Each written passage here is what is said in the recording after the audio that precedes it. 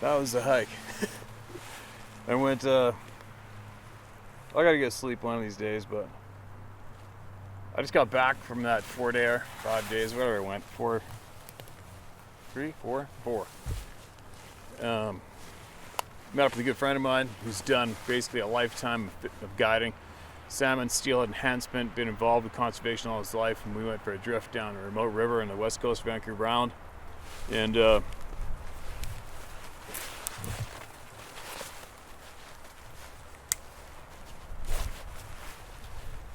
was tough slugging, man. It's tough slugging. It's really sad to see the state of the fish, the wild fish.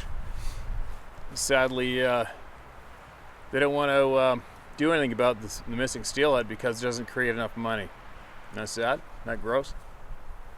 Annihilating a species and then not replacing it after you made a shit pile of money from annihilating it. It's kind of frustrating. I'll get going on that topic right now. I'll save that for the hunting channel, How to Hunt channel possibly.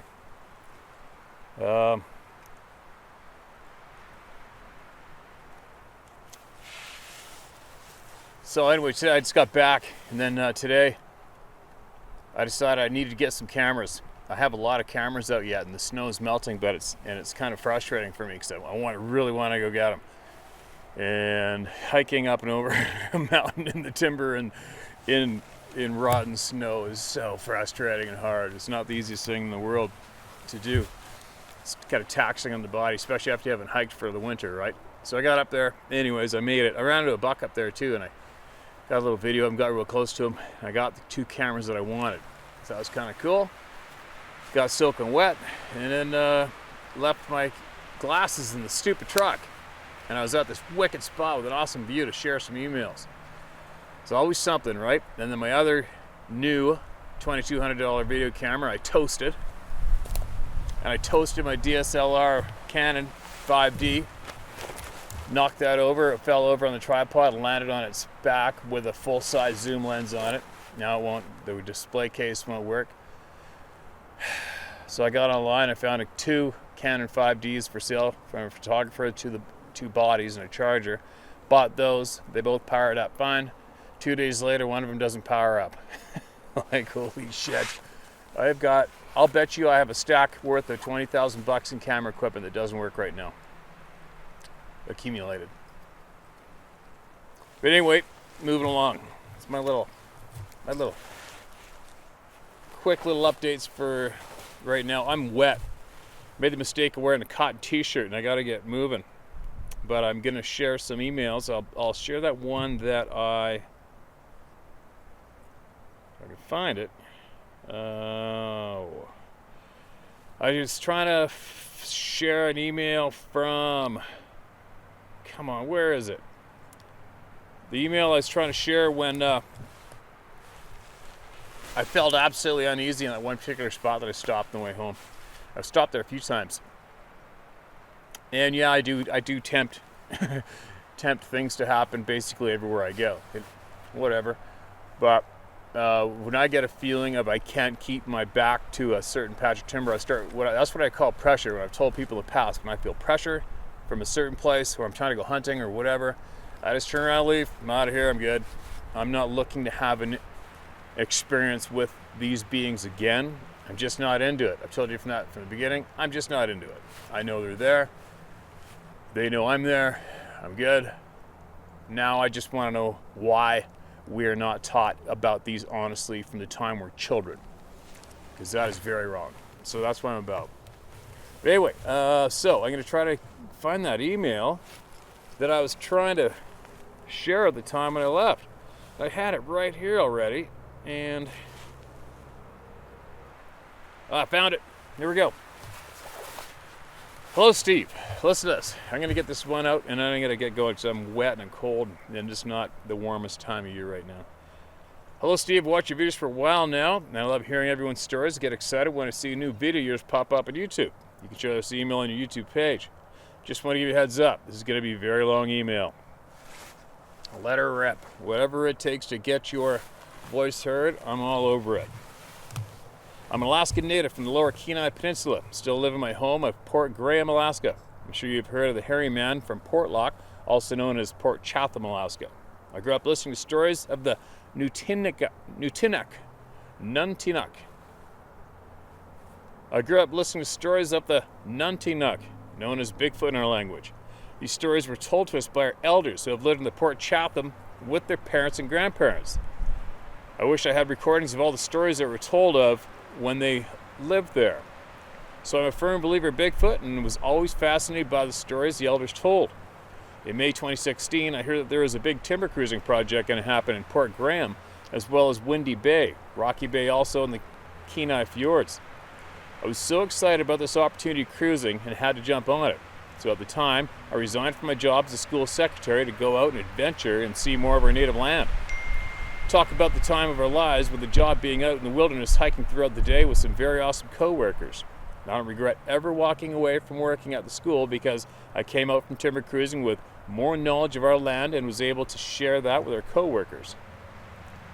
Alright, time to get to the story from cruising that has always stood out and will stay with me forever. First, my dad has loved being outdoors, hiking, hunting, and trapping, so his knowledge of the outdoors transferred to me. I'm a firm believer to keep your eyes open of details while out hiking and to make smaller markers for yourself as a way of getting back. I used that as we were out cruising and it helped in so many ways. I was called the effing map, effing GPS, or effing compass as we cruised, lol. We have a logging road from Port Graham to Rocky Bay, which is about 31 minutes give or take. One day we had 6 timber cruisers and assistants that took the logging road towards Windy Bay for a line of plots. Our logging road has been maintained for some time now, so we have had bridges wash out and parts of the road as well. Mile 15.5 bridge is washed out that leads to Windy Bay, so we had to park the truck and grab all the gear and then hike from there halfway to Rocky Bay. 2 groups of cruisers and assistants of 3 on this line plot. 3 went up the mountain to the end of the string, and my group of 3 to the end of that string. We were headed towards Rocky River. Seeing that road has been maintained, is overgrown in a lot of areas, and throughout the hike from mile 15.5 to the string of plots, there's some big game trails on your sides of the roads. It made me nervous a bit as we seen more of those to our destination. We get there and have to army crawl in the micro trees on the side of the road. As we hiked to the end of that string of plots, we followed along a well-used game trail down towards the river. As I said before, I'm observant and watch my surroundings. So as we follow this game trail, I'm seeing limbs broken up high in the trees, broken on either side of the trail. Right side of the trail as it turned one twig broken and veered to the right along the trail, as well the left side of the trail, a broken limb. I didn't say anything to my co-workers at the time. I just stayed observant.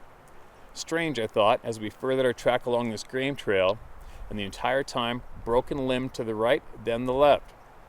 We were about halfway from the road to the end of the string of plots, and we took a break below a hill. I'm ready to go and get the work done, so I'm straddling a fallen tree as my co-workers take a break, legs swinging in all. They say, let's go. So I hoof it up that hill as they go around the fallen tree, up and around to me. I get to the top of the hill and say, oh, it's a clearing. We come along a spur road from the logging road, and I'm stunned with what I see. I didn't see a spur road, and they didn't know we would come along one as we hiked to our destination. They look on the Garmin GPS device and see it there on a spur road. They're quiet as we look at what we come across. Overgrowth everywhere on the spur to the left and right, but the clearing I came across was open. Broken trees shoved into the road and pushed the alders away in the shape of an oval. Ditch behind me, and across the road you could see a break in the alders and see swamp areas. But inside the oval, it was clear of any small alders. You could see the road. Along the alders, propped away across from me, there was twigs in the shape of asterisks. The far left asterisk was the biggest. From left to right, the asterisk got smaller. I'll draw out what it looked like. No need to share the drawing because I'm terrible at that. Gave me a good laugh after I attached this to the email. I wish I took pictures of this and over the things we came across in this day. Still kicking myself in not taking pictures. Anyway, we observed this for some time and continue on to the river. We cut those alders on the other side of the road to the swamp area on patches of moss. We crossed that, and there's a game trail again, and the broken limbs in the trail that would lead us to the river the entire way down. Mind you, the entire time all we hear is the river. No birds, no squirrels, just the river, and got louder the further we followed it. We get to the river, and then come across this clearing under the trees, and it's just open, covered in moss. The leader of our group, me right behind, and our newcomer lead cruiser behind me, has a small iPod playing her music. The front guy asks if she's still playing music, and she responds with a yes. His voice grows louder and says, "Well, turn it up, will you?" Here I thought it was just me seeing all this as we go along down the game trail. He's seen and felt it as we kept hiking. She had her iPod up all the way, so he demanded us, "Well, make some noise, will ya?" All quiet besides the river. It was the weirdest feeling through the hike to the river. When we got under the trees, and he's saying all this, I'm observing more than I was before, and along the river's edge, more broken trees on the ground. These were in the shape of triangles, marking the edge of the river around the clearing. From the start of breaking up our 6 group into 2 groups of 3, it just got weird after that. Feeling of being watched the entire time. To the broken limbs on the side of the game trail, to the oval clearing on the spur road, to the clearing alongside of the river. I'm thinking of stories from our elders in Port Chatham. In all my hiking, I've never come across anything like this. Of all the things I've seen and heard out cruising, this one always on the back of my mind. This day of cruising, we were on our feet for almost 17 hours. It was a very long day, being on edge the entire time. Here's another one, again on the same logging road, at mile 6.5 in Port Graham. My aunt and her grandsons painted a sign for the spur saying to beware of Bigfoot.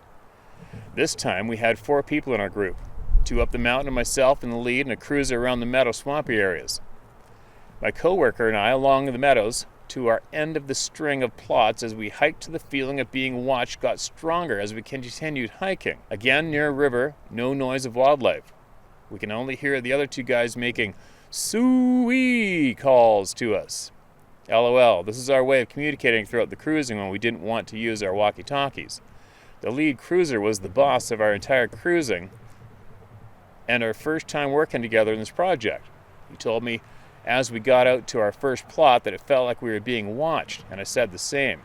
I took a break to use the bathroom, and that feeling of being watched got worse. The weird thing about this string was of being watched, and then all of our devices stopped working. He was freaking out by then and apologizing to me, saying he didn't know how we were getting back. Here I am smiling as he says this, and he asked why I was smiling. I told him I've hiked all around here with my dad and knew my way around. Then that's when he smiles and says, "Oh yeah, effing GPS, LOL." But then we have all our gear packed up and we head back to the truck at the start of the spur road. The feeling of being watched was still strong. I lead our way back to the truck in the same way we came in. We jump across this small stream and I stop as I cross and turn around. He stops to look at what I'm staring at. He comes up to me and we both look in amazement at this small human footprint in the mud along the stream. He was not there when we headed into this plots. The print was headed in the same direction we took back to the truck. The print was the size of a child around 8 years old. The print was so clear and so fresh that you could see the entire outline of toes in all the lines in the bottom of the foot. Still kicking myself for not taking any pictures. We are all in the same area where we have been lots of reports of people hearing wood knocks, heavy bipedal walking, rocks being thrown, and weird howls. And another one. 5 of us cruisers set out on a helicopter with all of our gear and food to last us a little over a week to live on East Chugach Island for cruising. The island is hard to land on with a boat or a skiff due to strong current around it. Reason for the helicopter.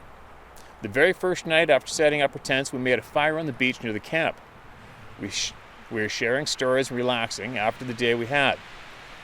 We kind of get quiet as we were listening to the swell hitting the beach and soaking in our beautiful Jurassic Park island, as we called it. Our home for the next week, LOL. As we got quiet, we all heard a loud shriek come from the side of the mountain behind us. All of our heads turned so fast in the same direction it came from. My cousin and good friend looked at me saying, "Bob, I could even hear that with my bad ear." It was loud, almost sounded like a warning shriek of some kind. We were all baffled by the sound. There shouldn't have been anything on the island other than land otters, we thought. 2 nights into living on the island, we all had a late night around the fire again and decided we should all turn in for the night. As we did, we all hung out from our tents BSing. I'm the last one up listening, the swell hitting the spit and the sound echoing to the other side. It was a constant sound of swell echoing back and forth. very soothing, along with the snores from my co-workers. I'm laying in my cousin and I's tent on my stomach, and all I hear and feel is heavy footsteps going in between all of our tents and stopped at the corner of our tent where my head was. My heart was pounding. Nervous as all hell as I slowly turn over to try to wake my cousin up. She wouldn't budge, out cold. All I hear is the swell and snoring. Thinking, holy shit, it's still out there. I never did hear it move away from where it stopped. I'm now laying on my back, scared shitless, and then I hear two women talking about 10 to 15 feet away from our tent in the trees. Their voices were moving from my feet 6 o'clock on the clock to 10 o'clock. This went on for about 5 or 10 minutes. I swear it was two women talking in our native language. I couldn't make out what they were saying, but I knew it was our language. Talk about being scared out of my mind from the heavy footsteps to the women talking. 2 years go by, and one of the co-workers on that cruising trip turned into a very good friend and pretty much family, confessed he was up that night on the island and he said he heard everything. Scared the shit out of him as well, and he told me if I ever asked him to prove it to a group of people, he wouldn't. We had one more night on the island, and my cousin and I stayed back to start packing up camp as the others finished our last string of plots on the island. We took our time waking up that morning as the others headed out for the day of cruising. We listened as the three of them left camp and up over the mountain. We all said we would keep in contact throughout the day on walkie-talkies to make sure all was good. On our end, the walkie-talkie stopped working. Weird, my cousin and I thought. We were still in our tents BSing with the tent windows open. The both were sitting up, legs crossed, then all of a sudden we heard two men talking from a distance. We both smiled, thinking it was our group coming back due to the weather, which was pouring rain. We could distinctly hear two men talking. So we get on the walkie-talkies and asked why they came back. No reply. Weird, we thought again, so as we just hung out as the voices got closer. Swear to effing God, it was in our language again. The two men didn't get close to us enough to hear what they were saying. That lasted about 30 minutes, and they kept their distance. Freaked us out enough to close the windows and lay flat on our backs as we listened. Mind you, our other three co-workers on the other side of the island fishing up plots, their walkie-talkies stopped working as they passed the mountain behind us and wouldn't work until they got back to the top of the mountain overlooking us and the spit. It took a long time for my cousin and I to get up to pack up camp and start the fire to make dinner for our co-workers. Summer 2017. My son and nephews wanted to have a picnic up the bay here at Port Graham. They both had their hearts set on Murphy's Slough because they wanted to play in the slough behind the beach. So we headed to the store to get what we wanted for the picnic, pack up our gear in the skiff, and head to Murphy's Slough. We leave the floats knowing that the tide will be going out for another hour or so. My son was 11, my nephew 10 at the time. We got to the beach and they both jumped up and ran up to the beach to the slough with their backpacks. I stayed back to get the ground line tied to the anchor so I can push the skiff out so it doesn't go high and dry. I'm still fiddling with that, and I have our picnic gear on the beach, and all I hear is them running so fast back to the skiff, and they are scared out of their mind. I was about to push the skiff out, anchor on the bow, and settle in for a summer picnic as they jumped into the skiff. My son was already on the console, lowering the outboard, both yelling, "We need to leave." They're both scared out of their minds, trying to rush to get out of there. I told them to go and get their backpacks, and they both refused to get them. I could see the look on their face, and I knew something was up, so I told them all grab their stuff. They both said, "No, don't, just leave it." I looked back, and they meant it. So I threw down what I was doing and went to get their belongings and walked back. They were both yelling at me, saying to hurry. I get back to the skiff and toss their stuff in, and that's when we all heard it. Holy shit is all I could think. I've never heard anything like this in my entire life. I know what a bear growl sounds like and what a moose sounds like. Nothing anywhere near what they sound like. This was the meanest, loudest growl I've ever heard. So loud that it sounded like it was right behind me. I look, there's nothing. By then the boys are freaking out as well as I am. Finally grab a picnic gear and throw in the skiff as I am fumbling around with the ground line and anchor as fast as I can to get the hell out of there. The growl kept going on. It was so loud, like it should have been on the beach right behind me, but it came from the bluff up in the trees. It didn't even stop to take a breath. It was a constant, mean, loud as hell growl to where it made your insides vibrate. I could feel it in my gut. My hair is standing at all ends. I tried to push the skiff out, but it was almost high and dry. The entire time since the growl started, the boys are yelling at me to hurry. I finally yell, "I can't push it, it's high and dry." They both look scared shitless more than ever, and I yell for them to get out and help me push. They didn't even stop to think about it. They're already in the water, and we got it pushed enough to start the outboard. My son's at the console already, and he has it fired up. I jump in to take over, and we idle away to make sure we don't hit any rocks. This growl went on the entire time we got around the corner and out of sight. Talk about the longest, meanest growl I've ever heard, and not stopping to take a breath in between. The only thought I had in my head at the time was, what the hell did we stir up out cruising? My hands were shaking so bad by the time we got back to the floats that I had a hard time tying the skiff up. A couple years go by, my dad was finally able to get the boys to tell us what they saw. They said they went straight to the slough to play, and they said they seen a Bigfoot eating. It looked at them with blood around its mouth and on its hands. Sounds like we interrupted its dinner. Steve, I have other stories to tell, but this will have to do for now. So sorry for the longest email ever, but I've been waiting to share for so long. Please share my story. Bobby Sue McMullen. Wow. Bobby Sue, thank you so much for sending that email. That was a big effort, and I'm sure it took a while to type that out. It's not that bad a read for me, except I'm stiff. I'm stiffening up and I'm frozen. I don't feel like I read it as smooth as I probably could have, but it's going to have to do. But anyway, the mention about the equipment not working, the electronic equipment failing. There's no shortage of that going on, is there? There's a vehicle coming in right there behind me, and I don't know what they're doing.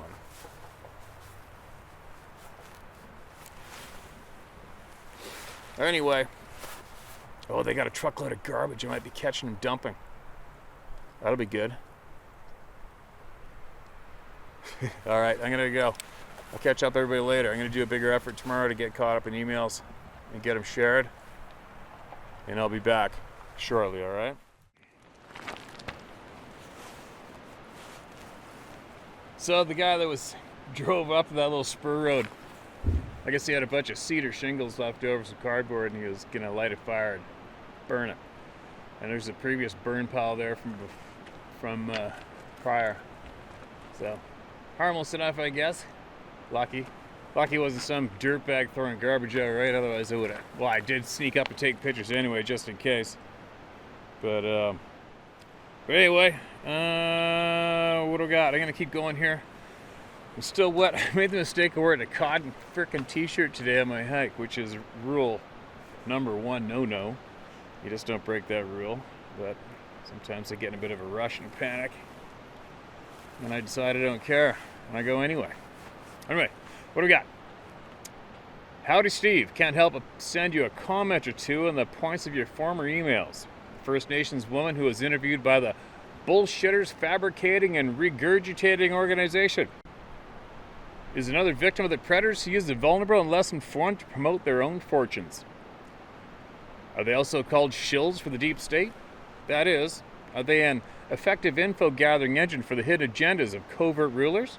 Are they really forward observers for a massive army hidden in the terrain behind them? I think so. I have suspicions that Alex Jones served in that capacity as well, but that's another matter. It seems very suspicious when Trump decorates the dude publicly. Deep state alive and, well, oh well. Yeah, who knows? I was in contact with BFRO years ago and got the feeling they didn't want to hear the facts that they cannot control. The PR men. I see the same control freaks in mainstream religion. They all wish for a copyright on all fact, which is the essence of Bolshevism, the Third Reich, Maoist state, and, since Ed Snowden exposed it, the U.S. government. I am 66, and this drift toward fascism, Bolshevism, in my America has troubled me for 50 of those years, all told. You, my friend, have become a paradigm breaker, meaning you're the one outside the box, the most potent and dangerous power to threaten the power brokers who seek control. Maybe you don't think you're a whistleblower or haven't thought that yet, but essentially that's what you are. Kudos. Giving the people a voice is the greatest good a man can do, and is the most uncontrollable power the oppressors ever face. In truth, they cannot control free men. Free women never could. Thank God for that. Their worst nightmare. P.S. The native prophet John Trudell called this system the predator energy that got into action in Europe some 1800 years ago. Came here with Columbus, etc. A.L. Dot. May the great May the Creator keep you safe, strong, and moving ahead. Yours is a vital mission. Thank you many times over. Neelis Cook. All right, thanks, man. Interesting comment. Thought I'd share that with everybody. Maybe people could chime in on that. Maybe they could. Either way, every voice needs to be heard. And in case anybody missed the memo, for all of you who unfortunately agreed to allow it to be mainstream and normal and accepting that somebody else is actually in a position to fact check for you is so wrong, and I really, really hope you all stop doing that, okay? Do not do that. Do not let any stranger dictate to you what you can or cannot hear or say, all right? It's very, very important. For a lot of people out there, well, not a lot of people, there's a handful of people that are bitching, whining, crying loudly that, quote, Steve believes everything and anything, and he's not vetting those emails. Well, to all of you people directly who might still be on this channel and having that same similar snivel, get your head out of your ass and quit displaying to the public how dumb you are. Start thinking for yourself. Grab the world by the balls, think for yourself, and figure it out for yourself. Use your gut instincts. Get in tune with them. Figure it out. All right? I am not the person in the position to dictate to you what you are going to or not going to hear, and what person is going to speak to you through me or not. All right? I said that a few times, but it probably needs to be said quite a few times, because I keep passing on information and tidbits to a lot of people, and they seem to miss it on various small facts. All right? But anyway, before I get going, let's keep reading. All right? I'm cold. I got a lot on my mind. I can't really quite relax right now to read. I'm doing all right. What do we got? Steve, my name is Mike Ray. It's all right to use my name. My father shared your site with me after my life changed on a short hiking trip we took this past March in 2021. A bit about me. I'm 24 years old. I was raised by my father. He was a tech sergeant, special investigator with Air Force OSI. He taught me how to hunt, fish, and how to build shelter in the woods under any condition. A few times as we were hiking or camping, we would hear strange noises around our campsite, or near to us when we'd be hiking. The first time I encountered weird noises was on the hills near the Washington coast. We were west of the little town of Adna, Washington. We spent 3 days hiking and night camping, watching the stars and whatever came to mind. Night 1, as we talked, I heard heavy breathing coming from my right, 30 or so feet behind a blackberry thicket. I looked at my dad to ask if he heard it, but noticed he was watching that same location. His hand was up as if I wasn't supposed to talk. After it seemed to be hours, perhaps 3 minutes, he said out loud, "I hear you. My son and I are walking through and mean you no harm." Within a few minutes, the breathing stopped, and I heard heavy, slow footsteps moving away. My dad said we should hit the bed so we could head out early. Day 2, up at daybreak, packed up everything and headed up the trail. I asked my dad, "What was that near us last night?" I expected something like, I don't know, maybe the boogeyman. My pops is a joker. All he said was, "I think we camped close to some family and they were checking us out." What? I thought to myself. We hiked close to 6 miles that day, beautiful scenery everywhere. However, we both could hear knocks every once in a while. Occasionally a whistle, which my dad would repeat every time. When we'd stop, we'd hear footsteps, sometimes more than one set. And now I'm freaking out, and he's got a smile on his face. I finally asked him, "What the hell are you smiling about, Pops? Can't you hear those noises?" This is the point my life changed forever. Son will tell you after we make camp. As we were making camp, finished making the tent and fire, we sat down and he explained to me why he wasn't scared. He told me of his first encounter with these forest people and how he believes they are here to keep balance. Not all of them are good, but most are. I'm not threatened by them because I'm not a threat to them, and tell them so. I was speechless. That night it happened. My night from hell. A boulder was thrown at our tent. Not hitting it, rather rolling into it. Screaming, branches breaking, and growling. I wanted out.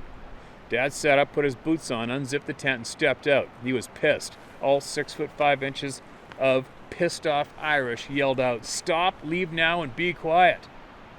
Quiet came over everything. with one horrible roar from whatever it was. We didn't have another issue all night. Wow. Day 3, it's morning, 0500. Clear sky with temps in the 40s. Dad was dressing as I crawled out of the tent, stood up and looked behind the tent. When I saw a giant, dark brown, 8+ foot tall female creature looking at me. Yes, female. Boobs and everything. I couldn't move. Dad touched my shoulder and smiled. Just then I felt peaceful. I felt freaked but safe. This thing actually looked like she smiled and walked away. Dad has seen these things since he was 7, and his dad taught him about them. For me, it's not about what I didn't know, it's about how my world has expanded now. I remember how my dad acted out on that trip, what he did when things went wild, and what I learned, not only about him, but these creatures that do live in the woods around us. I don't think they want to kill us, but they will study or communicate in some way with us. Not one supernatural event happened, except how my undies stayed clean. No mind speak, nothing, just raw primal type behavior and one female that knew we'd be safe to finish, I guess. Thanks for everything you're doing, Steve. All the stories you share have solidified my belief and opened my mind. Take care, sir. Be safe and keep this channel going, Mike. Holy shit, Mike. That is a hell of a frickin' share. Wow. Your dad sounds like one incredible human being, man. One up-to-date, very educated, experienced man. And if you get a chance, if you want, why don't you email us back and give us your best detailed description of that being that you looked at, all right? I'd be interested in hearing that, and I guarantee you tens of hundreds of thousands of people would also be interested in hearing from you with that description as well. I think it'd be quite interesting. But anyway, again, thank your dad, man. I mean, thank your dad. Thank your dad for being him, all right? And thank him for acquiring that knowledge, and thank him for sharing it with you so that you can share it with us, all right? I think that's a very, very big, possibly important missing puzzle for many people out there that are watching this channel. But anyway, I read that a little smoother. I'm frozen. I found my fishing jacket in the truck to put on to block the wind, and I gotta get going. I gotta get going home. I'm behind a lot, and I got a lot to share later on. I think tomorrow I just might go on a major whole day into the woods and the mountains, and share a lot with you guys tomorrow. All right, be safe out there.